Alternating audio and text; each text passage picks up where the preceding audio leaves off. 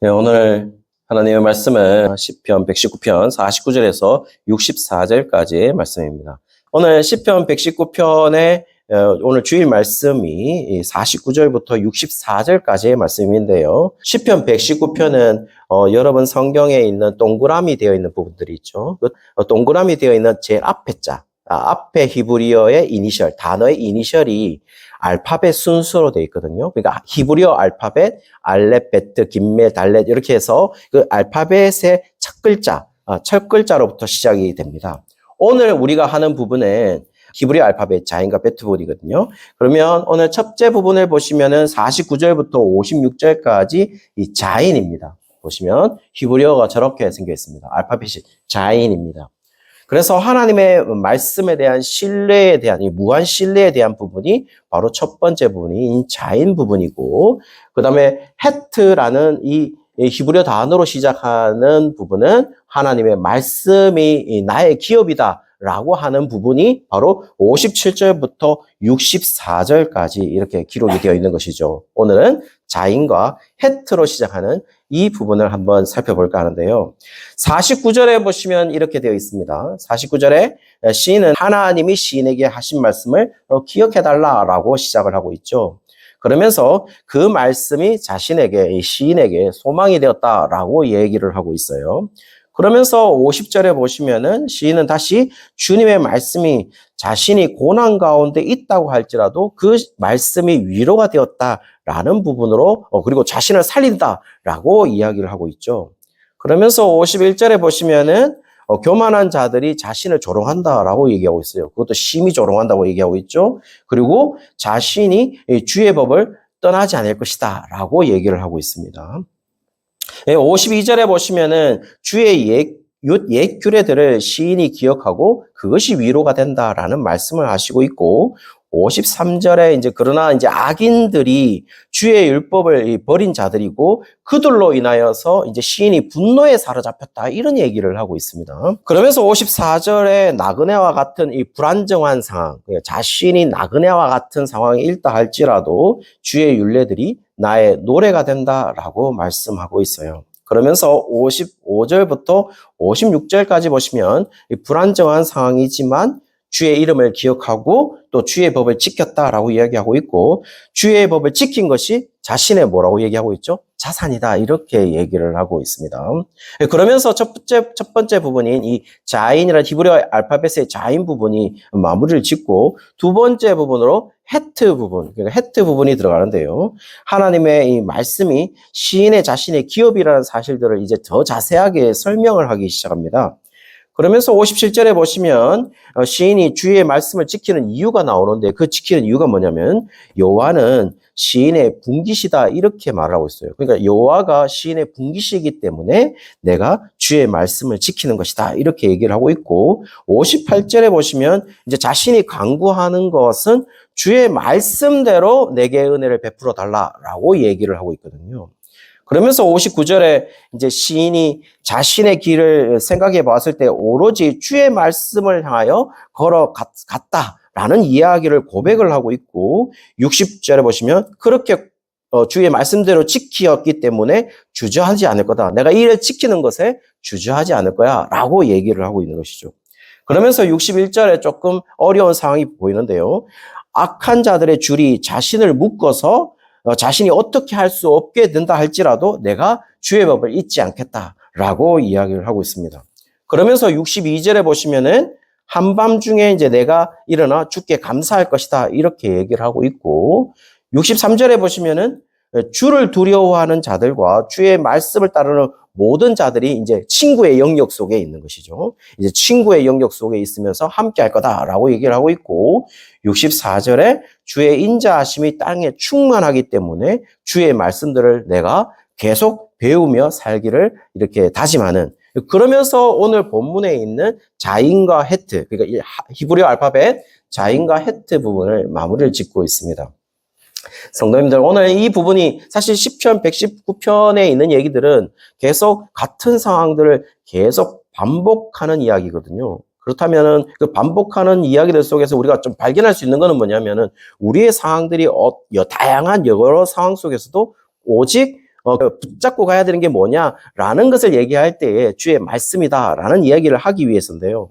오늘 본문 속에서도 이 하나님의 말씀이라는 것을 여러 다양한 언어로, 다양한 단어로 표현해 놨습니다. 한번 보실까요? 한번 보시면은 본문 속에 이 이야기해주는 하나님의 말씀이라는 다양한 표현들 보시면 49절, 57절, 58절에는 주의 말씀이라고 되어 있습니다.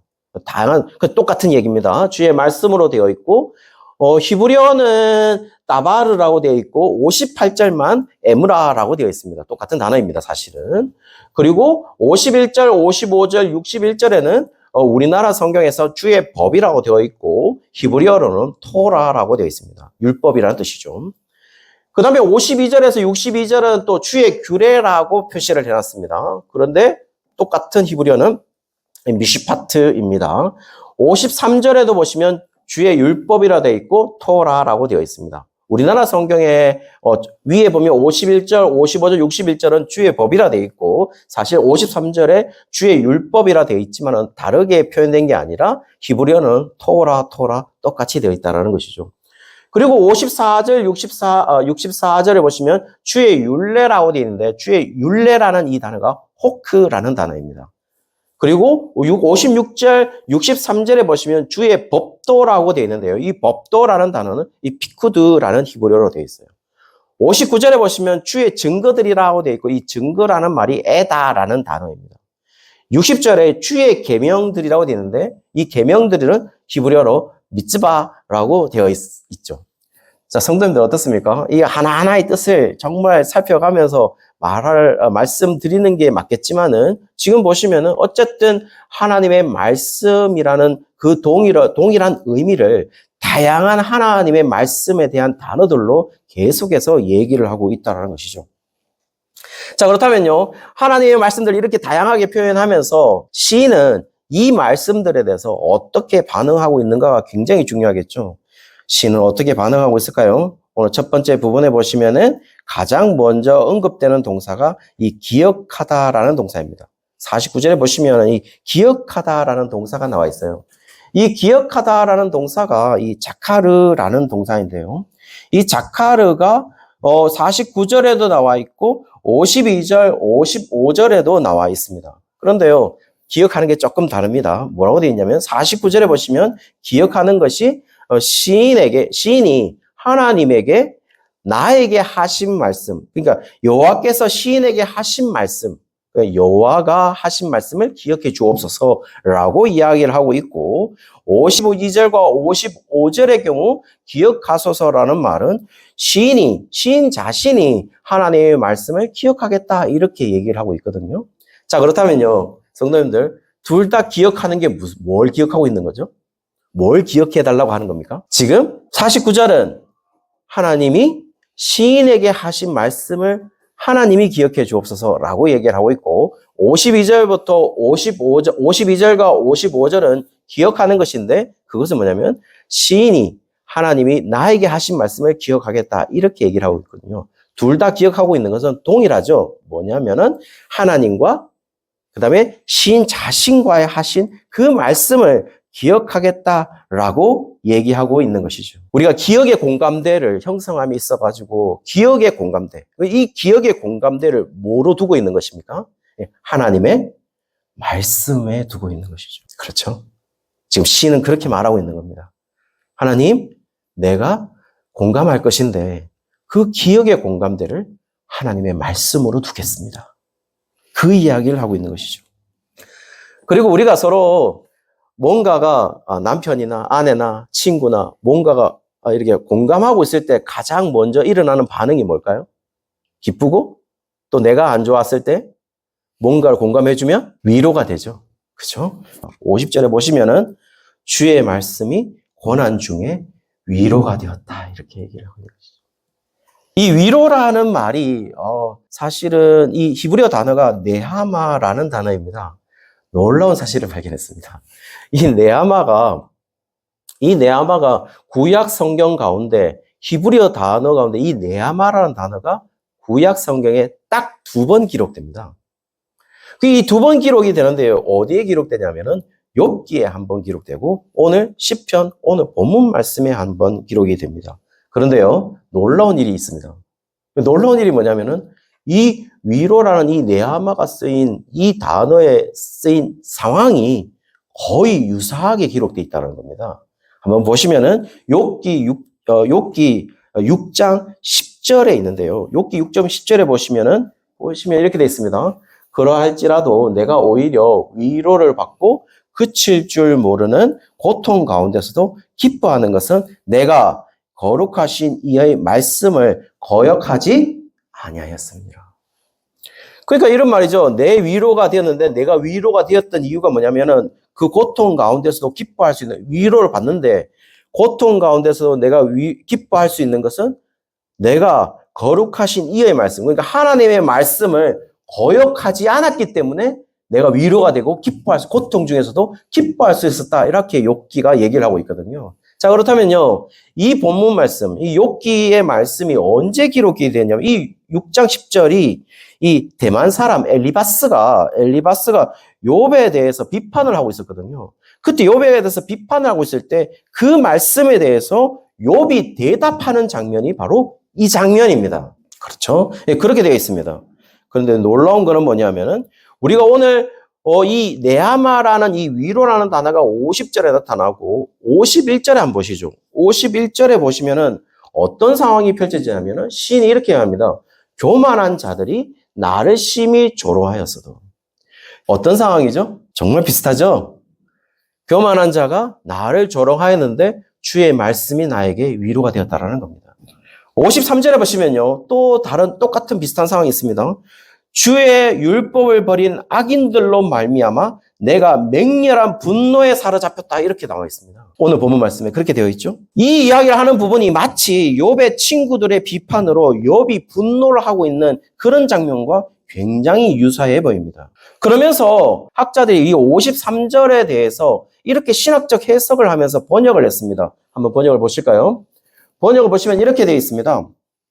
시인은 악인이 되어버린 옛 동료들이 율법을 무시하고 사는 모습을 보고 강한 분노에 사로잡힌다라고 얘기를 하고 있습니다. 이 119편 53절의 해석적 번역이 이렇게 돼 있다는 거죠. 자, 그렇다면요, 성도님들, 이게 어떤 의미일까요? 지금 옛 율법을 버리고 있는 교만한 자들과 그 악인들이 어떤 사람이라고 말할까요? 동료들이라고 말하고 있다는 겁니다. 그 말은 뭡니까? 전혀 모르는 사람이 나를 비판하고 있는 게 아니라 동료들이, 가까운 자가 나를 비판하고 있다는 것이죠. 어떤 모습과 비슷합니까? 친구인 엘리바스가 욥을 비판하는 것과 비슷한 장면인 것이죠. 거기에 대해서 지금 시인이 얘기를 하고 있다는 겁니다. 이런 사실에 기초를 하고 있다면요. 그러면 그렇게 비판하고 있는 엘리바스에 대해서 하나님은 엘리바스를 어떻게 평가했을까요? 엘리바스는 지금 욥을 비판하고 있는데 그 욥을 비판하는 엘리바스에 대해서 하나님은 어떻게 평가했을까요?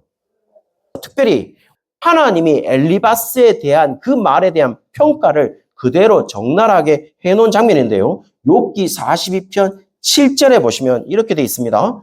여호와께서 욥에게 이 말씀을 하신 후에 여호와께서 대만 사람 엘리바스에게 이르시되 내가 너와 네 두 친구에게 노한다 이렇게 말하고 있습니다.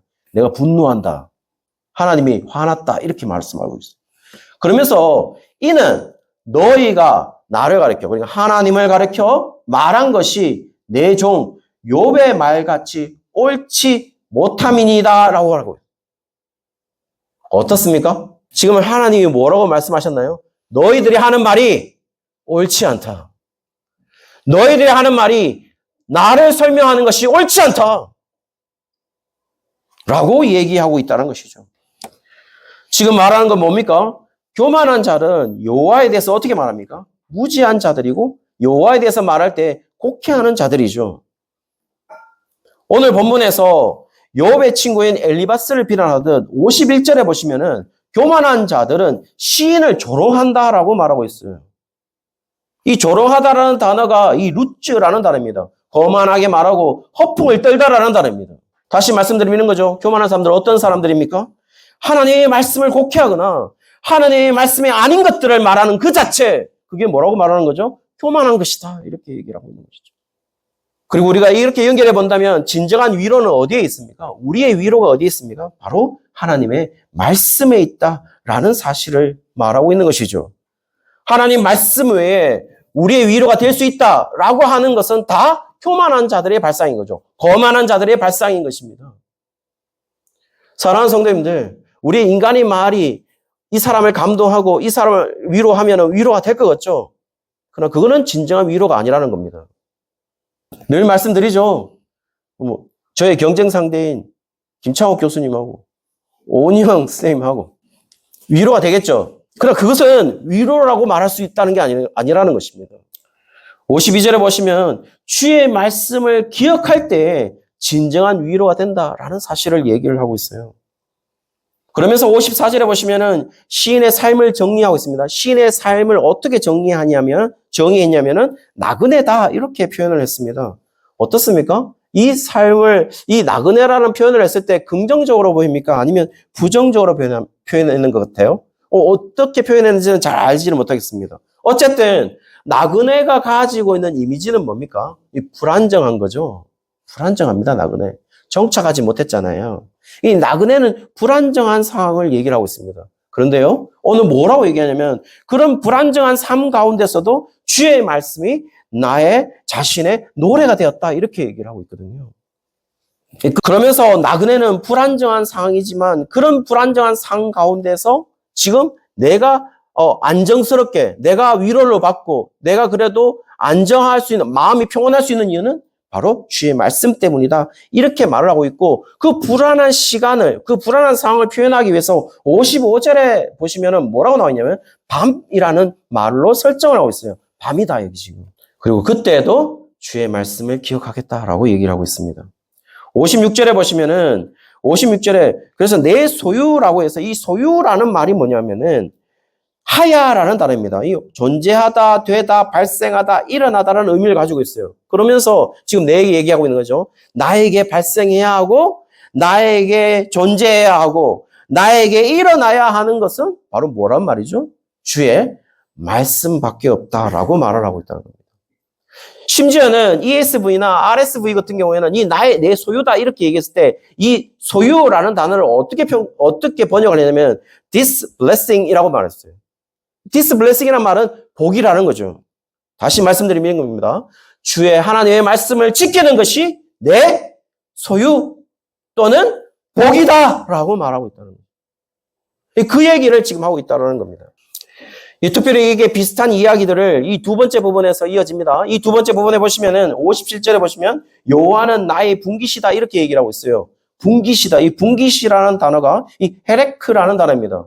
이 헤레크라는 단어가 어디에 써있냐면은 이 가나안 땅 정복한 후에 땅을 분배받지 않습니까? 이 땅을 분배를 받고 그 땅을 뭐라 그러냐면 분깃이라고 그랬어요. 헤레크라고 얘기했다는 겁니다. 분깃이다. 이게 사용된 단어입니다. 그러면서 이 여호와의 분깃이라는 단어가 이 가나안 땅을 분배를 받을 때 사용되었습니다. 이 언제 사용됐냐면은 이 레위 지파가 땅을 11개 지파, 레위 지파를 제외한 11개 지파. 만약에 요셉을 에브라임과 므낫세를 나누면 레위 지파 외에 12지파가 다 나눔을 받고 레위 지파만 이 분깃을 받지 않았는데 이 기업을 받지 않았죠. 그러면서 레위가 여호와의 분깃이다라는 얘기를 했어요. 어디에 그렇게 했냐면은 신명기 10장 9절에 보시면 그렇게 나와 있습니다. 신명기 10장 9절에 보시면 레위는 그의 형제 중에 분깃이 없으며 기업이 없고 내 하나님 여호와께서 그에게 말씀하신 것 같이 여호와가 그의 기업이시니라 이렇게 얘기하고 있습니다. 민수기 18장 20절에도 보시면은 여호와께서 또 아론에게 이랬을 때 너는 이스라엘 자손의 땅에 기업이 없겠고 그들 중에 아무 분깃도 없을 것이나 내가 여호와 자손 중에 네 분깃이요 네 기업이니라 라고 헤레크다 이렇게 레위 지파에게 얘기하고 있는 것이죠. 여호수아 13장 14절에도 보시면 오직 레위 지파에게는 여호수아가 기업으로 준 것이 없었으니 이는 그에게 말씀하신 것 같이 이스라엘의 하나님 여호와께 드리는 화제물이 그의 기업이 되었습니다. 다시 말씀드리면 거죠. 레위가 여호와의 기업이다 분기시다, 헤레크다 이렇게 말하고 있다는 것이죠. 그래서 어떤 이들은 이 표현을 쓰고 있으니까 시편 119편의 저자는 레위 지파 사람이 아니었겠나 이렇게 말을 하기도 했어요. 똑같은 표현을 하고 있으니까요. 이 말을 조금 내추럴하게 표현해 보면 이렇습니다. 레위인이 먹고 살 수 있었던 유일한 이유는 레위를 제외한 11개 지파, 요셉을 에브라임 므낫세 지파를 나누면 레위를 제외한 12개 지파이죠. 이 12개 지파에게 각각 10분의 1을 내어서 레위 지파를 먹이 살려라고 여호와께서 말씀하셨던 것이죠. 그렇다면은 레위 지파는 어떻게 살 수 있는 것이죠?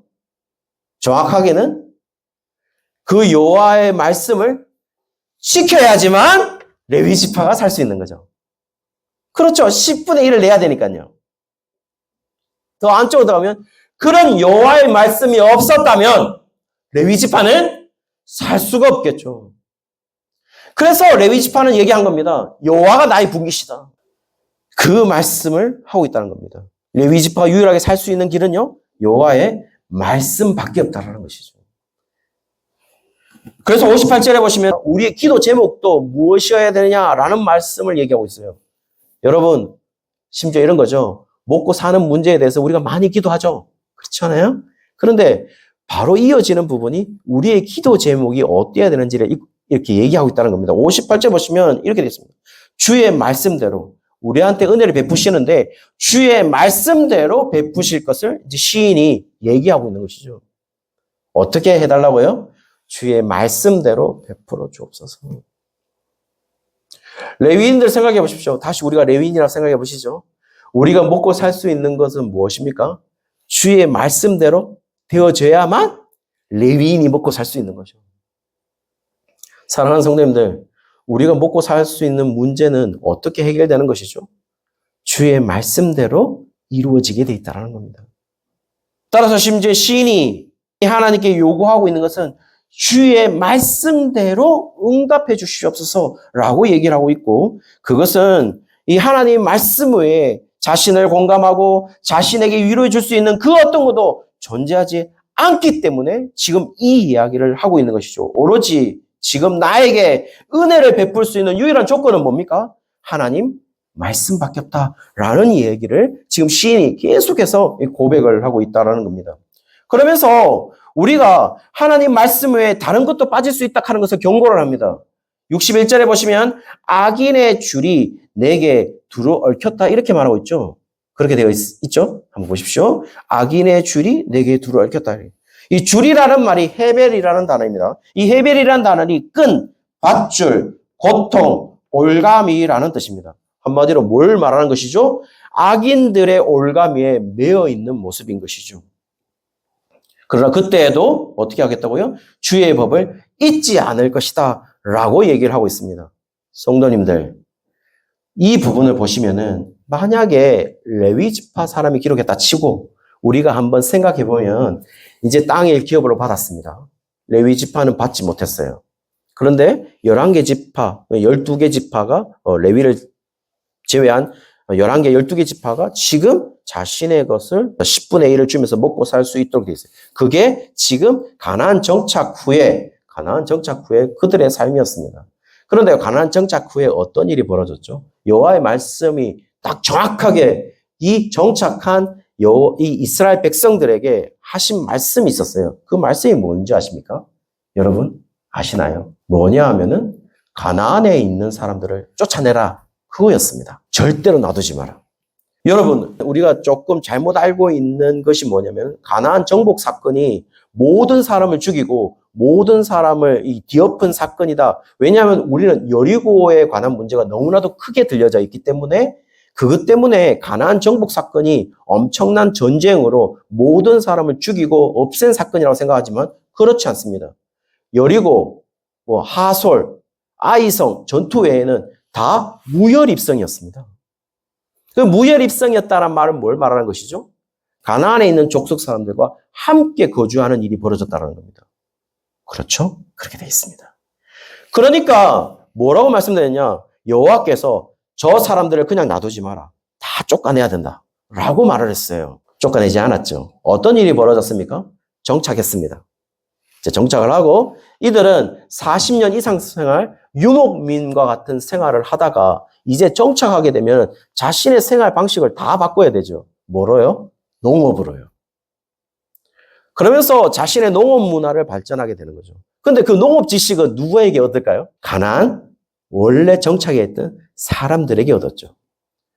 그런데 고대 사회를 잘 보시면은 지금 여기가 한 기원전 12, 13 요 정도 세기니까요. 지금으로부터 한 3,000년 이상 전에 고대 근동의 사회에서 가나안 사람들이 원래 가지고 있던 자신들의 토템 그리고 자신들의 민족 신앙 이런 것들이 다 있었지 않겠습니까? 특별히 농업을 하면서도요. 그러면요, 어떤 일이 발생합니까? 이들은 농업을 하면서 자신들의 농업 문화 가운데서 자신들의 신앙을 가지고 생활하는 그 사람들과 함께 이 이스라엘 사람들이 정착해 나갔다는 것이죠. 어떤 일이 벌어졌습니까? 어떤 일이 벌어졌을까요? 사사기에 보시면 이렇게 기록하고 있습니다. 사사기를 시작하면서 여호수아도 죽고 여러 장로들이 죽었는데 그 다음에 여호와를 알지 못하는 다른 세대가 일어났다 이렇게 얘기하고 있어요. 무엇 때문에 그렇죠? 여호와의 말씀이 지켜지지 않았기 때문인 거죠. 어떤 여호와의 말씀요? 가나안 사람들을 다 쫓아내야 된다는, 다 물리쳐야 된다는 그 말씀을 잊었을 때 어떤 일이 벌어졌나요? 여호와를 알지 못하는 세대들이 왔다라는 겁니다. 악인의 줄이 있다라는 겁니다. 사랑하는 성도님들, 우리의 삶 속에 우리는 만사형통이 아닙니다. 우리의 삶이. 그렇지 않습니까? 우리의 삶이 만사형통입니까? 절대 그렇지 않습니다. 우리의 삶은 악인의 줄 안에 있습니다. 올가미에 있다는 거죠. 그럼에도 불구하고 시인은 이렇게 얘기하는 거죠. 내가 주의 말씀을 잊지 않겠다고. 내가 주의 말씀을 내한테 두겠다고. 그 얘기를 하고 있다는 겁니다. 우리가 함께 할 수 있는 사람들도 얘기하고 있습니다. 우리가 함께 할 수, 이 가운데서 우리가 함께 동행할 수 있는 사람들이 누구냐? 63절에 보시면 오로지 주를 경외하는 자들과 주의 법도를 지키는 자들이다. 이렇게 얘기를 하고 있어요.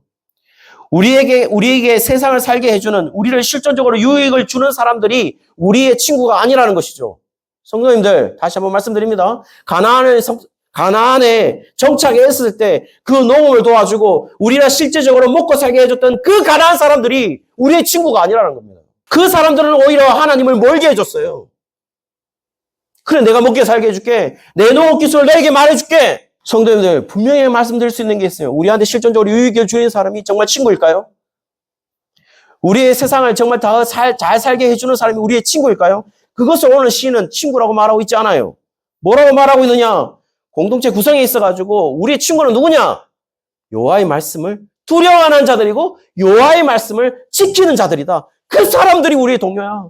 그 사람들이 우리의 가족이다. 라고 얘기를 하고 있다는 겁니다. 사랑하는 성도님들, 우리는 선한 사람들의 공동체가 아닙니다. 그렇죠? 우리는 인간성 좋은 사람들의 공동체가 아닙니다.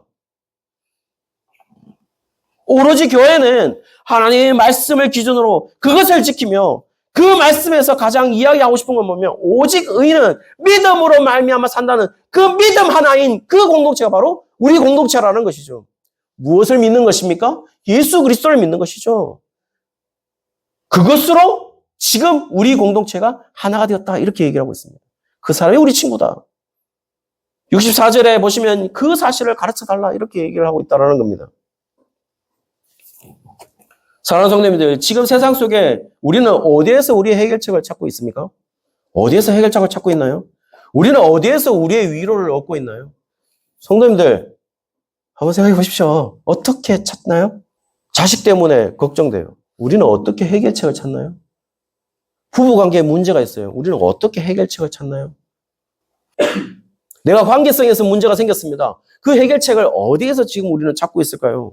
그리고 우리는 복을 받았다고 생각하는데요. 우리는 어디에서 복을 받았다고 생각하시나요?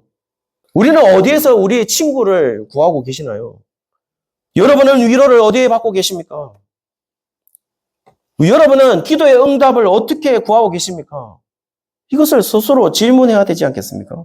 만약에 그런 것에 대한 우리가 질문이 없다면은 그것은 지금 그냥 우리는 그냥 살고 있는 것밖에 없습니다. 만약에 그런 질문도 없이 우리가 지금 교회를 나누고 있다면은 그것은 신앙이 아닌 거죠. 종교 생활을 하고 있는 겁니다.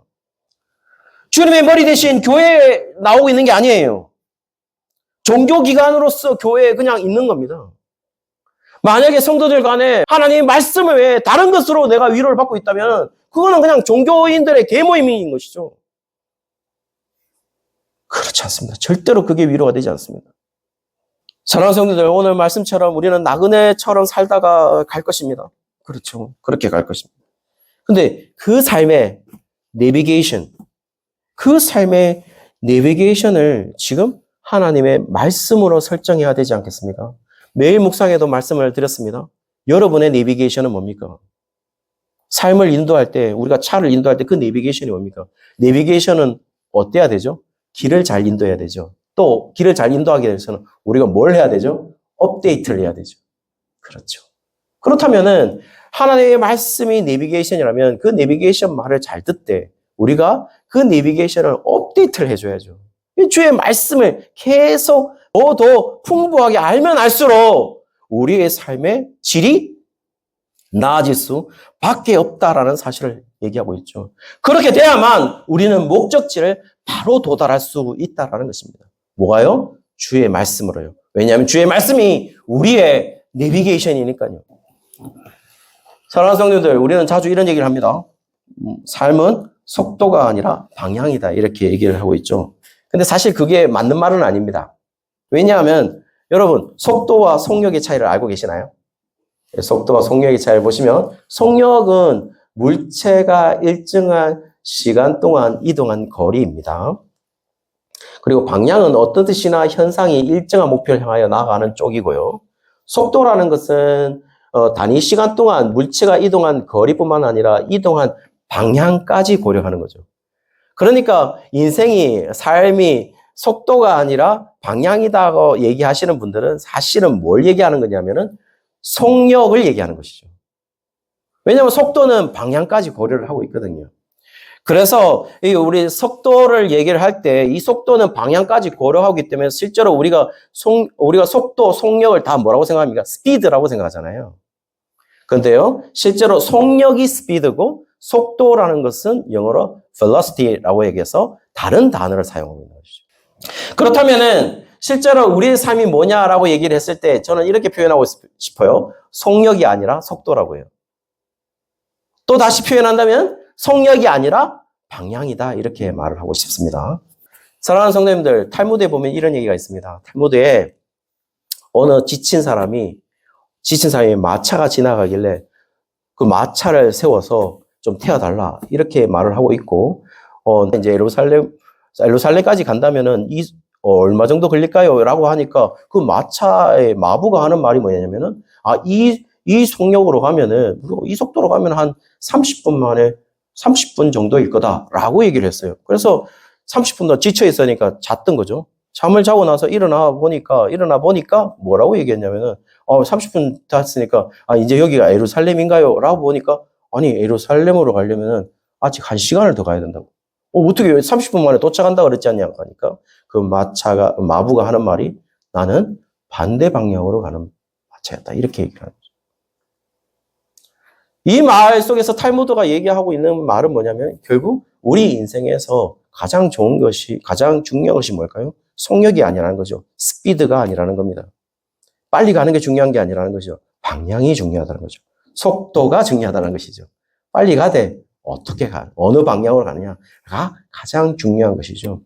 사랑하는 성도님들, 우리가 늦게 뭔가 되는 것들이 많습니다. 박명수라는 코미디언이, 개그맨이 말을 한 게 있어요. 늦었다고 생각했을 때 진짜 늦은 거다. 그렇잖아. 늦었다 생각했을 때 진짜 늦은 거다. 그런데 가만히 생각해보면 그때가 내 남은 생에 가장 빠른 날이죠. 그렇지 않습니까? 내 남은 생에 가장 빠른 날입니다. 첫날이니까 그 생각을 하는 날이. 내 남은 생에 첫날이 바로 그 날입니다. 그래서 생각했죠. 나는 어떤 방향으로 가는 것이 맞나 라는 생각을 했었어요. 그때 그 방향이 하나님이 말씀하시는 대로 또 하나님이 허락해 주시는 대로 그래 가보자 라는 것이었고, 그 방향이 나에게 다시 말씀드리지만 전혀 저에게 맞지도 않고 제가 원하는 길도 아니고 제가 뭔가를 원하는 길도 아니었어요. 그러나 제가 할 수 있는 건 뭐였냐면은 그 길에 그냥 순종하는 것이다 라는 것이었습니다. 그리고 어떻게 미래도 잘 보이지 않습니다. 미래도 잘 보이지 않지만 그래도 하나님이 원하시는 길을 걸어가 보겠습니다. 그 방향이 맞다. 사랑하는 성도님들, 늦었다고 생각하실 때 진짜 늦은 겁니다. 그런데요, 그 늦은 것이 남아있는 생의 가장 빠른 순간입니다. 하나님의 말씀을 우리의 내비게이션 삼아서 그 내비게이션이 말하는 대로 천천히라도 그 목적지에 도달할 수 있도록 그 내비게이션의 말씀에 따라, 그리고 하나님의 말씀에 따라 살아가는 그 인생, 오늘 뭐라고 말하냐? 그게 우리의 소유고 또는 번역상으로서는 그게 우리의 복이다 이렇게 말씀하고 있습니다. 그 복을 누리시는 우리 성도님들 되시기를 주의 이름으로 축원합니다.